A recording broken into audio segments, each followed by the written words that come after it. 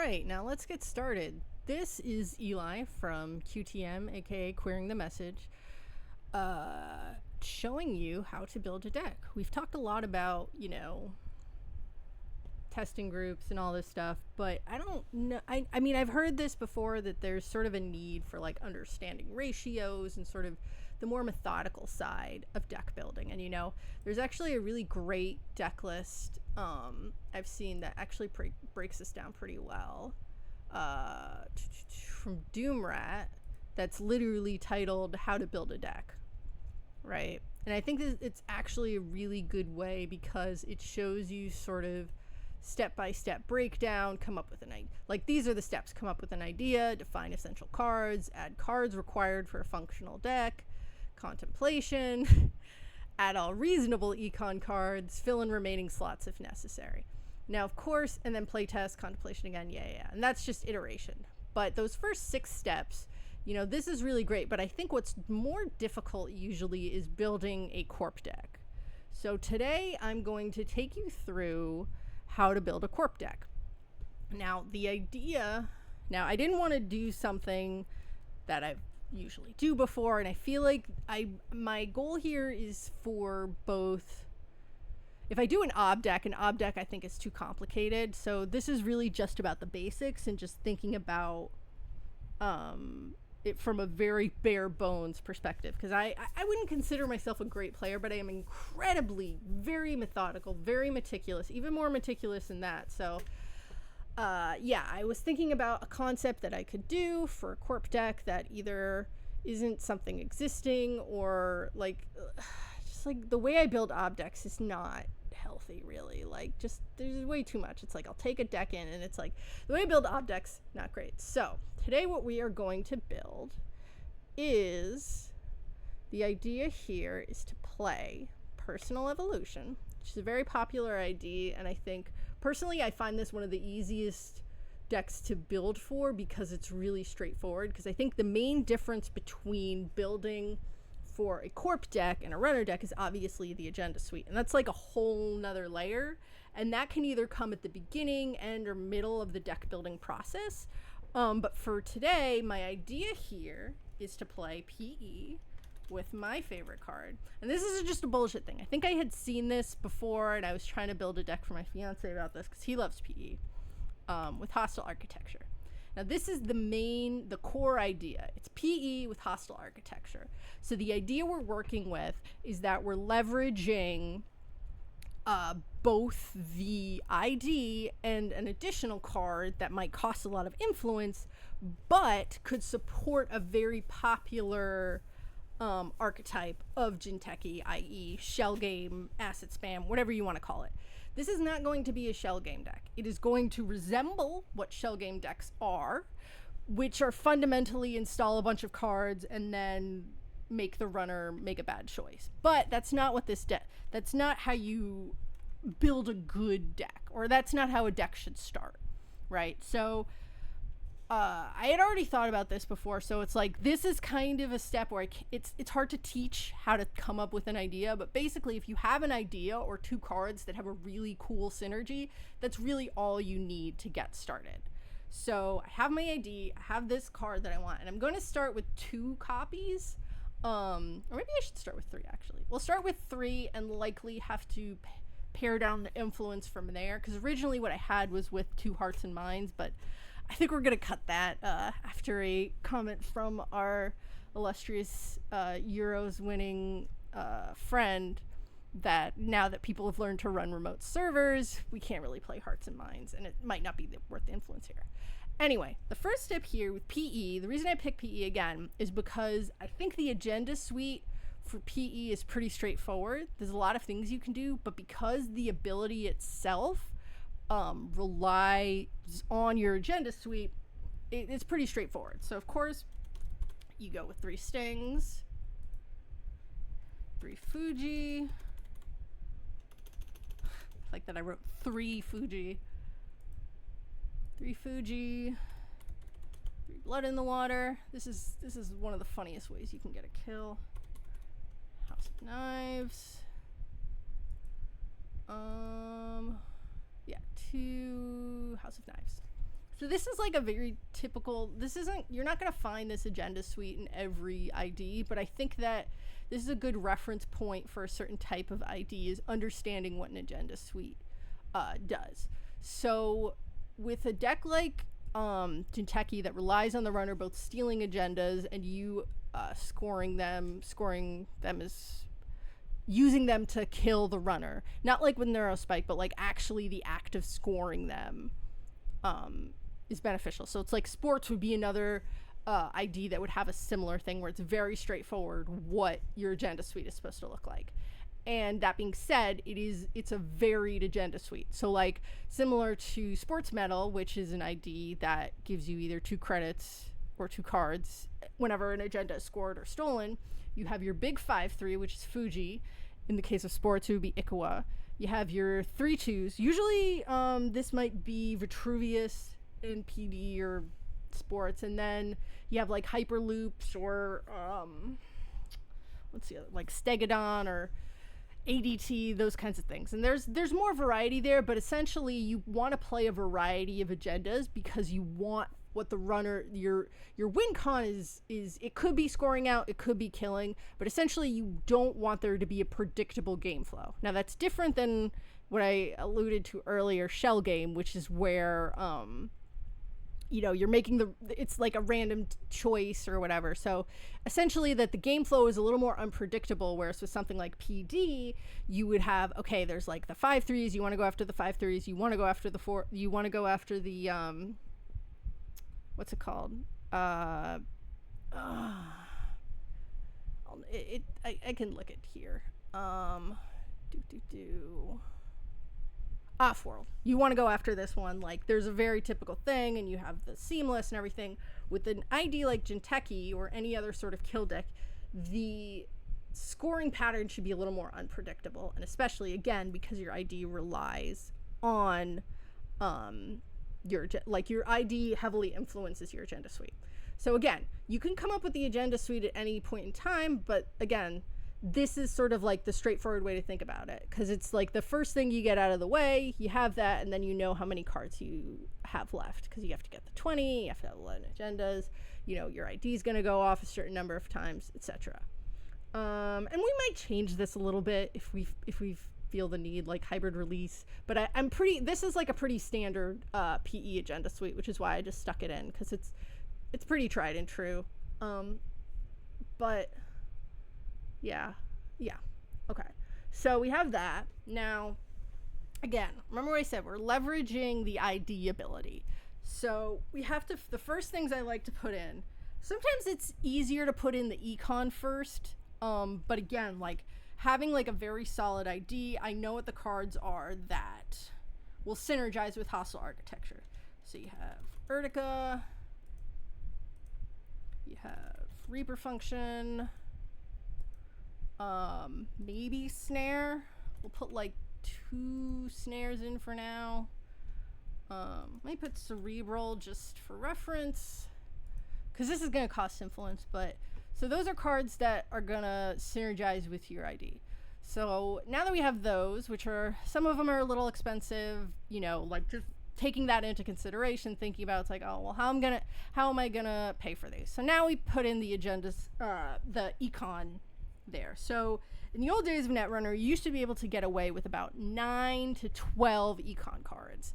In modern Netrunner, it's closer to 12 to 15, just because not saying this is a bad thing, but the over-tuning of it's just more efficient. You're not playing bad breakers. The Corp has access to way more tools, and so it's sort of, it's a little bit of power creep, but it's more kind of like a lateral power creep, because it's on both sides. So anyway, all right, so we got Rashida, obvious choice, hedge fund. We may take this out later, but for now it's fine. Hansei.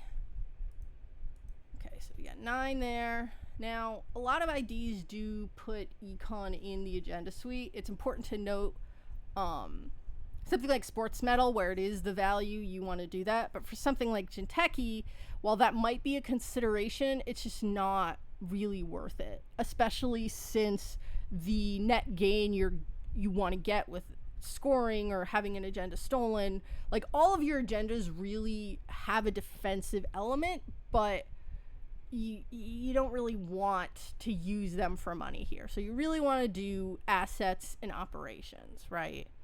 So let me think if there's any other ones. There might be celebrity gift. Celebrity gift actually might not be horrible here. 2 celebrity gifts. Yeah. And then what other? So at this point, I'm like, okay, there has to be other econ cards I just want to think about here.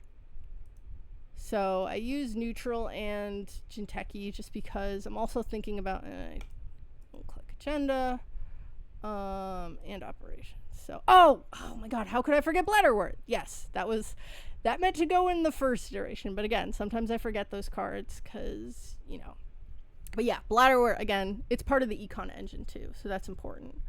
Front company might also be good. Let's put like 1 there. Maybe 1 gene splicer. So right now are just sort of, those might end up getting cut later because they're like one-offs. I mean, even the snares might end up getting cut, but it's just good to sort of have that for reference, just because, again, remember, going back to what your ID is supposed to be doing, you're supposed to be leveraging your ID ability with additional damage. So now we're looking at 40 cards. Cohort. Yes, cohort's actually really good here. Oh wait, no, is it cohort or Charlotte? Charlotte, trash 1 card. Oh, I forgot to put in spin doctors. That's another consideration you have to remember, is always you got to put in spin doctors. But anyway,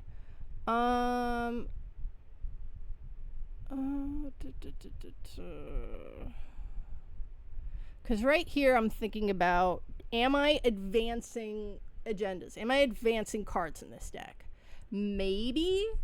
So again, we're trying to leverage the ID ability with this in conjunction here. So we're thinking about, when we're comparing 2 cards like Charlotte versus Cohort Guidance Program. Cohort is value. Charlotte is closer to NGO. NGO is another card. You know what? Let me put that in actually first, because that's a straightforward one. But another consideration, it's like, you probably are not going to have both of these, but like, so this has draw and it's kind of real, and it kind of, you can just make the runner's time annoying. Cohort Guidance is draw, and you can also throw cards in archives. You're probably not going to throw cards in archives as much. Place 1 advancement counter or install a card. You know what? It might. Let's just do 1 and 1 for now. This might be the kind of deck where it has a lot of stuff. So now I'm looking at that I have 45 cards. We're at the minimum, and we don't have any ice yet, which is kind of annoying and kind of a problem. So the first thing I'm going to do, which I just remembered, is almost always leave 3 influence for Spin Doctor. It's what we did when we had Jackson, and Spin Doctor is just a really good card, right? There's no denying the value because it's free to install, it's instant speed. It's like, that's why Charlotte can sometimes would be better than Cohort, is because Charlotte's instant speed.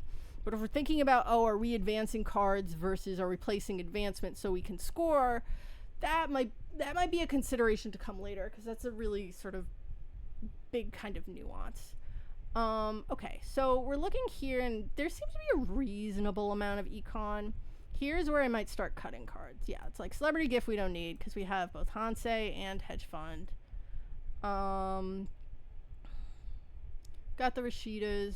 Might end up putting in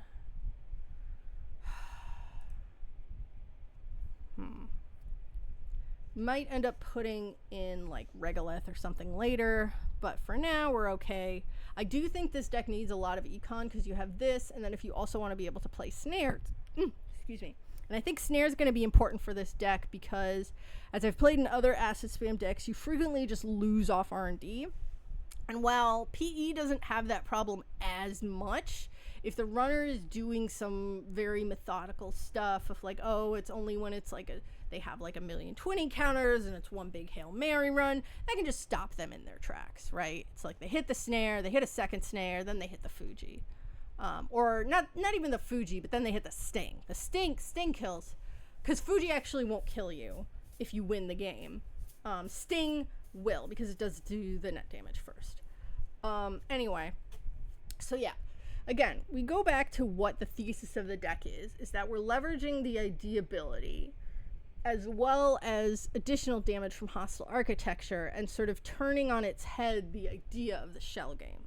So we're really thinking about high value assets that the runner is going to want to trash, must trash. Now, Urtica might not fall into that category. Reaper Function does. So maybe we do actually cut Urtica. And the reason I start cutting sooner rather than later is especially with ice and an ID like this where you are pretty ice light anyway, you want to have as much flexibility because your ice is going to be very important in that it's going to define a lot of your game flow. Like the less ice you have, I think the more it defines your the flow of the game. So like Santa talked about how, like, you know, there's one ice that goes on a remote and then the other ice goes on the most problematic central server, right? That's sometimes with Jinteki, you usually actually don't ice the remotes in Jinteki. It's usually you just try to ice all centrals. And like if we're playing Front Company, that's especially going to be true. That we're gonna wanna, you know, do some silliness. I don't know if Front Company's actually, first run each turn cannot be made against a remote server. Right, so maybe actually Front Company is good here. Maybe we actually cut Urtica. Because now that I think about it, what I was saying is that we're talking about this in the context of must trash assets, and we're not talking about, what's it called? What did I just say? Shell game. So actually Urtica might not be the best here. Bladderwort is must trash. Cerebral also might not be good here. But Charlotte and Cohort, those are also sort of must trash. So let's put them at 2 for now since they're both unique. Gene Splicer is interesting because, what is it? It's 2 to trash. I really don't like Gene Splicer actually. So NGO is instant speed. Yeah. And Front Company, again, Front Company is actually click taxing. So this works really well with hostile architecture because you have to run somewhere else. And like I was saying, maybe this is a deck where you don't even need to ice the runs. Maybe this is a deck where we could run Hearts and Minds. How much influence is Hearts and Minds? Hearts and Minds is 3 influence. We'd have enough room for 1 copy, maybe 2 if we played 2 hostile architecture. But I think 3 for now is good. I think one of the things to think about with hostile architecture is one of its biggest anti-synergy, or like the problematic defense against hostile architecture right now that I've seen is cupulation. But looking at, I don't think there was any really criminals. I mean, I actually looked this morning to see if any of the crims that were like high placing were playing cupulation, but I based that on Netrunner DB rather than the actual lists. But anyway, that's just sort of a side note there. But anyway, so, and again, we're thinking about, in terms of ratios, the most important in Jinteki, I think, is like having enough econ cards versus your damage cards. And that's why Bladderwort is of course a must include, because it does both. And then let me think. Another thing to consider too is that with Bladderwort and hostile architecture, that's why those two work really well, is because it can help you keep you low. And then Reaper Function does the same thing. It helps keeps you low. So if you're able to get a lot of money and then res a bunch of things, you know, now that I think about it, I should also probably include my virus, because that's another one that works pretty well there. And it can do you a net damage. So let's put 2 for now. Okay, so let's count how many econ cards we have. So we have 6, 9. I don't usually like to count NGO, but that gets you to 12. Just because NGO is a net positive. So I guess we can count NGO. 12, 15. So maybe we only need one of these. Your turn begins. Yeah, I think it's going to be Cohort, because while Charlotte is good because it's instant speed, and it draws you cards, I think here Cohort's going to be good because what we want to do sometimes, and what PE does really well, is getting these unexpected kills. So what Cohort can help with that. Yeah, Cohort really helps with that. Is Cohort political? No, it's not even political, so you can ice it. But I don't think we're going to ice Centrals. So, here we go. So, I think, so we got 3, 6, 9, 12, 15. 15 is pretty good. We might maybe add a couple more later, but I think we're at a really solid place here. So typically maybe at this point I would start looking at maybe other decks, like what the ice suite looks like. So it's like usually what I would do is I open a new tab in Netrunner DB. There's nothing embarrassing coming up here. Maybe my bookmark's embarrassing.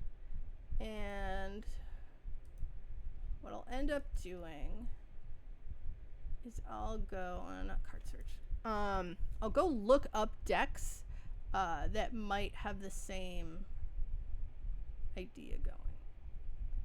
So I did build another deck like this, but sorry. Okay, so what we're gonna look up is personal evolution and hostile architecture.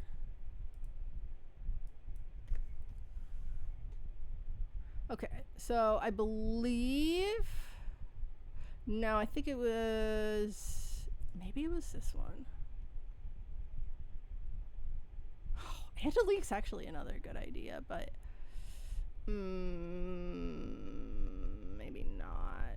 I don't know, maybe. But it's interesting to see that. This first one, I think, no.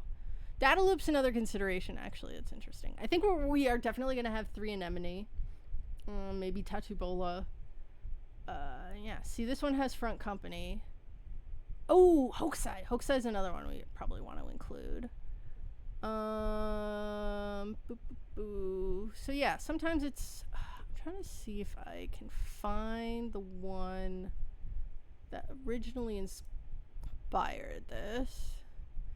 Actually, let's just put it on. Because the original one that I had seen had Hearts and Minds. Boop, boop, boop. What? No, there was... Okay, maybe I'm just a rebel.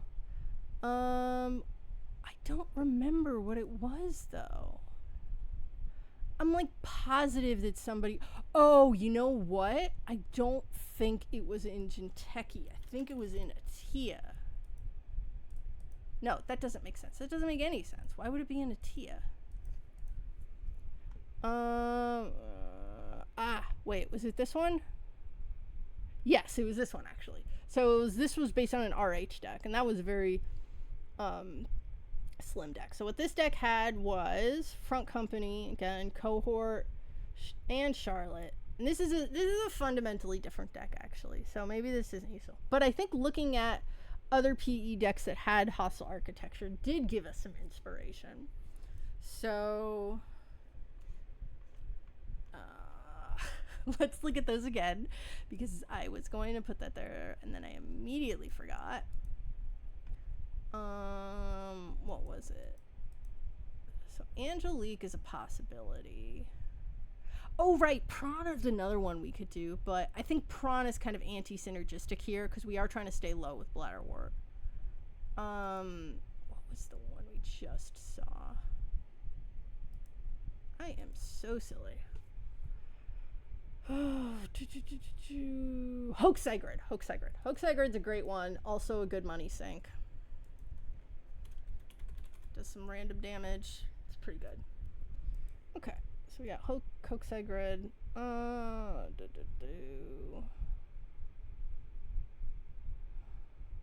Maybe we do need Charlotte if we're really gonna go slim on the money. Oh, Cohort is actually multiple. Maybe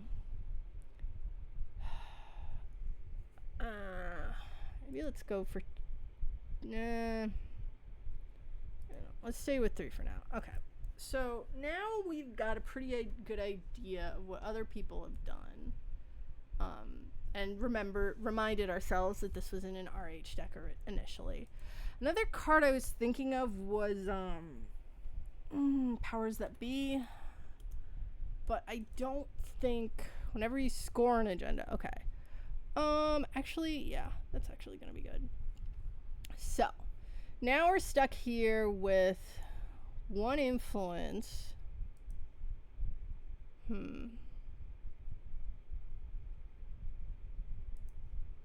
me see. Oh, actually, yes. Okay. So, again, part of what we're looking for is actually money sinks. So, a lot of these other decks have data loops. So, maybe 2 data loops? Data loop might not be bad. Actually, Hearts and Minds might not be bad here. There's a lot of consideration going on. So as you can see, I'm sort of conflicted here about where this deck goes. So again, we do have one thing solved, which is the agenda suite. Now, I don't think there's anything better you can do with the agenda suite at this point. Because in terms of agendas that you have, maybe Bacterial, but this isn't going to be a punitive deck. Because that would be a whole other deck. This is essentially an asset spam deck. So Blood in the Water, yeah, Bring Them Home... Bring Them Home might be okay, but I don't think it's worth it.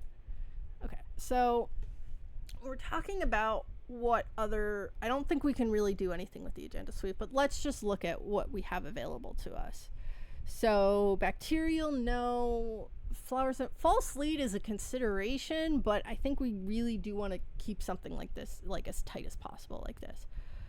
If there's a way to get 3 House of Knives, because I think you have to consider, are you actually scoring the agendas most of the time in this deck? I think you can. There's a capability to score agendas, like you could get a Blood in the Water thing, but oh wait, that's why I had Powers That Be. So maybe Powers That Be doesn't work. Or maybe this becomes Hearts and Minds. Considerations. See, this is getting a sneak peek into my brain and how deck building really works. Okay, so no, I don't think there's anything we can really do with the agenda suite, because I think it's a pretty solid agenda suite. So what we are thinking though is that, so if this is the heart of our deck, should it be a 3 off? Should it be a 2 off? I think maybe it is a 3 off. Maybe it is 3 of. And then Powers That Be. It's good. Maybe 1 copy of Hearts and Minds. So we can do 1 copy of Hearts and Minds, or the other consideration is 1 copy of Angelique.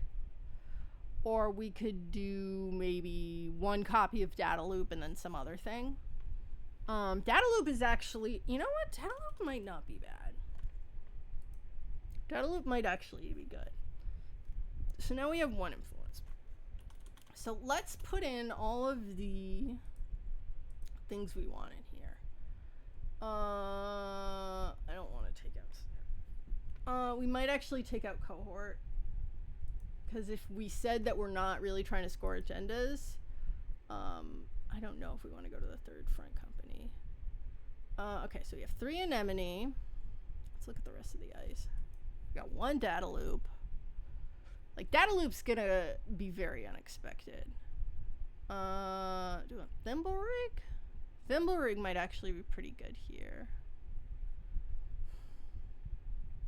Sacred Conundrum. Cloud Eater. No. I heard there's Sadaka in recent Jinteki, or in one of these new PE decks. I think Sadaka is actually pretty good, but I think what we Bathonymous, because we are playing front company. What's the strength here? I don't know if we actually need anything more than this. But let's look at our maybe we actually don't need a virus, right? Because if we're not scoring agendas, I think the only time we would score is if we're like fast advancing blood in the water for game. Okay, so we got one slot left. Now here you have a situation where you've got an interesting card, and we're thinking about whether or not we care, like how are we using our breakers really? Or not how are we anticipating the runner uses their breakers? We want the runner's breakers to be hit points. We want them to be afraid to install and run and do whatever. Okay? Because it's like with Reaper function, you can't really, you have to be running things, and with Rashida and all that stuff. And with Front Company, you have to run somewhere else first. So again, we're thinking about this in terms of that we're probably going to use all of our ice to protect centrals and never protect our remotes, because that's what Front Company is supposed to do. So maybe we do actually go for 3 Front Company. Okay. So this actually looks like a pretty reasonable deck. The data loop is still sort of out of nowhere, but I think what data loop really prevents is those big twinning blowouts, right? I'm trying to think if there's a better, because our win con really is about Reaper functions, maybe snare, maybe Bladderwort too. Bladderwort's another part of that condition. So do we really need, I mean, this is a very mean deck what we've made here, because there's damage sources just out the wazoo, and then you also just have a decent amount of money. So again, it's 3, 6, 9, 12, 15, right? You got 15 what's it called, econ cards. You got your spin doctors. Maybe you could do with a little recursion. Maybe you want to play genotypings. I don't know if you need, maybe we do play 1 copy of Powers That Be, because sometimes the way you do score is with just like putting a House of Knives on the board, because Powers That Be can install a lot of shit, right? Okay, so maybe we have 1. I'm reluctant to get rid of snare just because it's a good surprise, and data loop double ends the run there, but maybe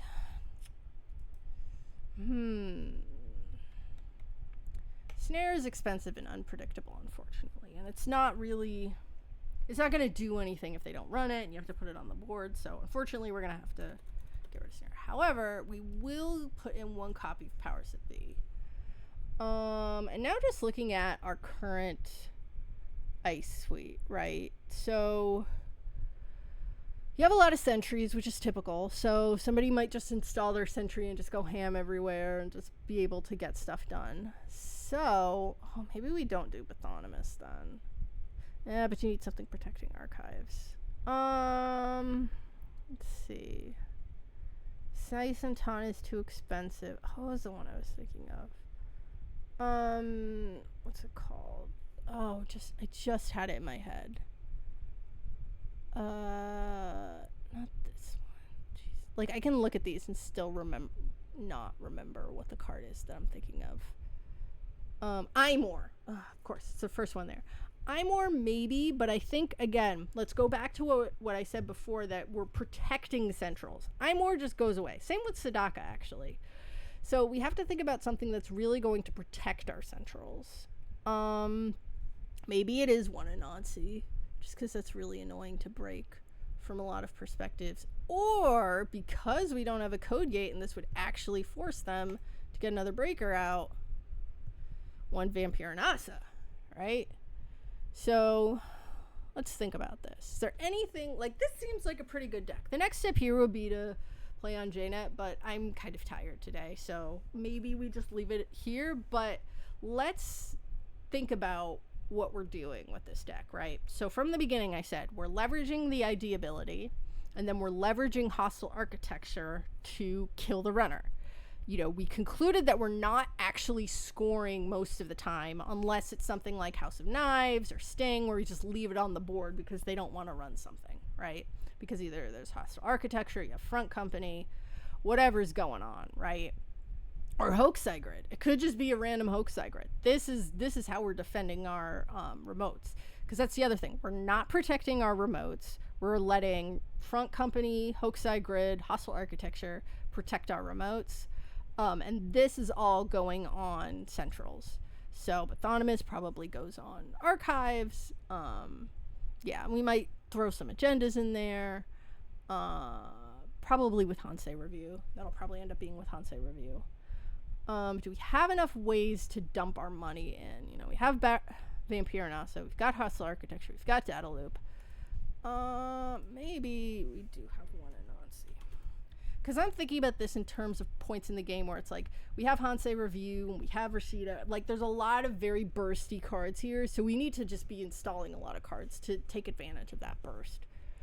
And we have to, again, assume that the runner's not going to run things. So yeah, because the thing is, we're punishing the runner for running in that if they steal an agenda, if they try to trash it, it's like they're wasting clicks. So that's what we're thinking about here. Yeah, I think this actually looks good. So the last thing I always do before even saving or anything, I mean, I should probably save. A lot of times when I'm on my phone, I end up not saving it, but just remember to save it if you're going to a different tab. Is I use a draw simulator. I've talked about this before on QTM, but the draw simulator is the easiest way to get an understanding of your deck in terms of its practicality. It's not necessarily good from a testing perspective because you can't like play out the game. But from a baseline, does this deck work? Could I play this first turn? Yes, because usually my sort of metric is like I'll do like 20 or 15 or something, and like if I can play every one of those, that's good. If maybe there's one of them that I can't, you know, it's back to the drawing board. But I think just like it's just really good, especially just in terms of thinking about viability, because it gets you thinking about what would you do turn one. And sometimes it's as simple as, you know, ice hedge fund, or just install an R&D, install to whatever, like install a remote hedge fund, that kind of thing. But then it's like you're also thinking about, well, why am I doing this? Why would I do that turn one? And again, sometimes it's because it's econ, sometimes because you can leverage something, sometimes because you don't have any econ in your hand and you just want to get a Rashida and maybe trick the runner or something. Like you install two assets, one of them's a Sting, one of them's a Rashida. They're playing like, I don't know, Ari or something where they're not going to be able to run both of them. And you have no ice on the board, so again, they can't really install anything. Or, I mean, I guess they could install something like an Ika or whatever, but they can't install anything on your ice. And then you're like, okay, well, I'll get one of these. If I get the Sting, that's great. If I get the Rashida, that's great. You know, that kind of thing. Okay, so let's just do the card draw simulator. So, sometimes do that. Okay, 5. Spin Doctors. This is actually a pretty good opening hand. So, you draw for 1. Okay, so click 1. I would do that. And then I think install. And then it's like they run my hand and they maybe trash the Spin Doctor, trash the NGO. They're not really getting any information. But if they run the Spin Doctor, then I res this, and then they have to be like, I don't know if I want to trash this. They usually don't want to trash it. Sometimes they do, sometimes they don't. You could be out 2 Spin Doctors, but I think that risk is worth it. I mean, it depends, of course. Okay, so this is also pretty good. So you see your mandatory. So if you're against criminal, you know, obviously Ice HQ first. Do whatever. I think the way I would play this for sure. Now, you can't get advantage out of Powers That Be because you're not going to have anything in archives yet. So I think you ice the central, either, you know, usually I would say archives or HQ, or you play, actually, let's think about this. So I think you draw first, or you could actually do something really tricky where it's, you do that, ice, and then install. They might just trash this. Or actually you do 1, install HQ, no. You don't want to lose that early. I think you draw first. Oh, look, that's nice. Hedge fund, and then install HQ. And then it's like later you can see some other stuff. It's here and whatever. And eventually I think you would do like powers that be to try to do something tricky where you score that's nice and score that. And I think there's some games where you can score out with this, just you're not actively advancing cards, I think is the way to think about it. Okay, so let's look at this. This is actually pretty good. I think you draw for 1. And then, I think you install, right? So they try to run the Rashida, you res the front company. Or actually, no, I think you just res the front company. And then depending on whatever happens, something could happen. They might steal the Fuji, they might get this. But I think with a deck like this, you're playing that risk. But you have a pretty good turn. You don't want to install either of these. I've learned the hard way. They're just going to trash it quickly. And you can't really res both of them turn 1. I mean, yeah, because you drew first click. So, yeah. All right, so this one. Well, would I keep this? Oh, yeah, no. I would keep this. Okay, so you draw click 1. So you install archives. Let's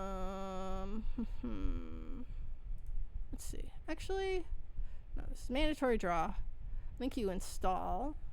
Use it to draw 2. I think you go Hansei Review for Sting.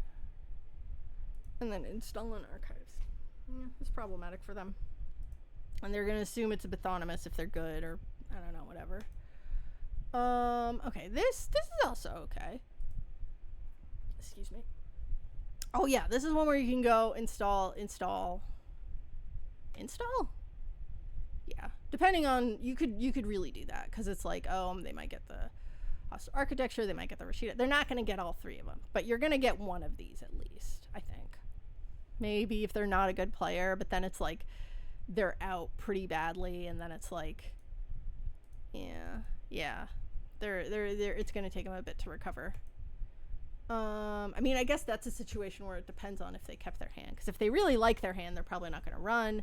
If they don't, they're not going to care, and then I don't know. Okay, so this is not super great, but I think it's okay. Yeah, I think this is one where you go 1,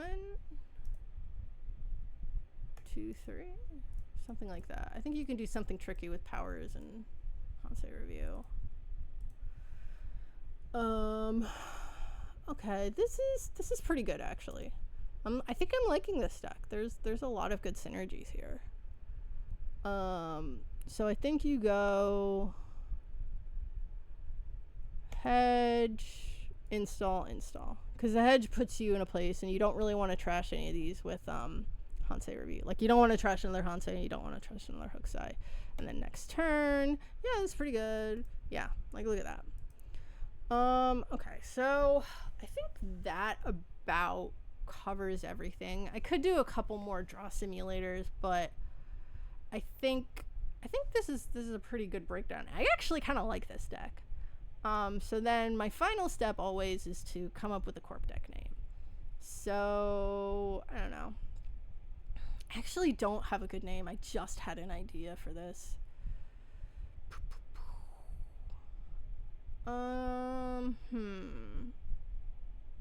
This is a deck. Yeah, you couldn't play Urban Renewal on this deck, I don't think. No, because Urban Renewal is like 4 influence. Nah, it's too much influence. You need the Spin Doctor. It's like, no. I mean, you could play 1 less hostile architecture and then cut powers that be for 1 Urban Renewal. No, I don't think that's worth it. Okay, so what do we call this?